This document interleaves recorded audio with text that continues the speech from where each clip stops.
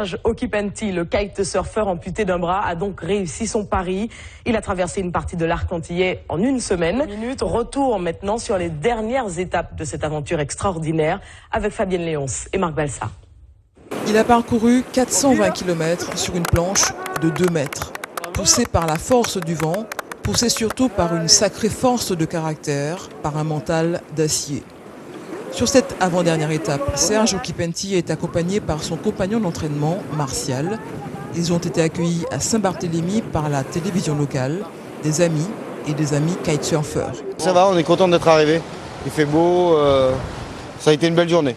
On a eu un vent qui était vraiment bien orienté et une arrivée qui était extrêmement conviviale. J'ai tenu à l'accompagner pour ce trip parce que j'ai énormément de respect pour ce qu'il a fait, pour le courage qu'il a démontré à tout le monde et pour sa ténacité. 2 jours plus tôt, Serge quitte la Guadeloupe en direction de Montserrat, une étape qu'il effectue toujours avec Martial. Il y a un beau temps sur le parcours avec des creux de 1,50 m à 2 mètres. Mais après 1h15 de navigation, ce dernier est contraint à l'abandon à cause d'une mauvaise chute. Serge continue seul, se fait plaisir parfois. Il boucle l'étape en 2h50. Le lendemain, entre Montserrat et Nevis, il y a d'abord cette colonie de cormorans qui accompagne Serge pendant 20 minutes près des côtes de Redonda.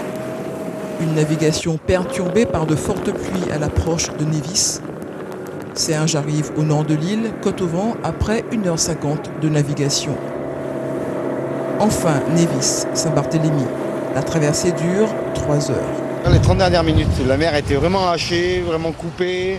Il y avait des creux quand même assez importants. La fin était vraiment physique, quoi. Serge Okipenti a déjà réussi ce défi malgré la souffrance. Une tension permanente dans les jambes, dans le bras. Le plus dur a été fait.